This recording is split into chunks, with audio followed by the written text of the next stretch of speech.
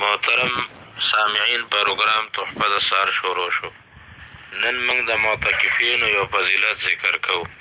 حدیث کې د حضرت ابو امامه رضی الله عنه نه نقل دی چې کوم سړی یو منځ وکړي او بیا دې ناستې او لغوه کار ونه کړي او بیا جومات کې مسجد کې ناستې ذکر فکر سره او بیا بل منځ وکړي او دې دواړو منځونو کې دې لغوه کار ونه کړي، نو د ده نوم چې دی نو په علیین کې لیکلی شي.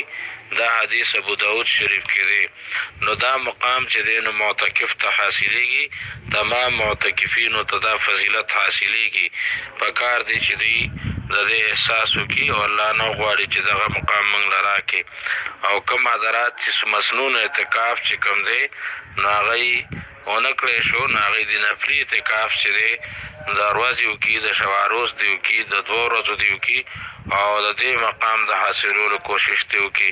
الله دې موږ ټولو ته دا نصیب کړي. آمین ثم آمین برحمتک یا ارحم الراحمین.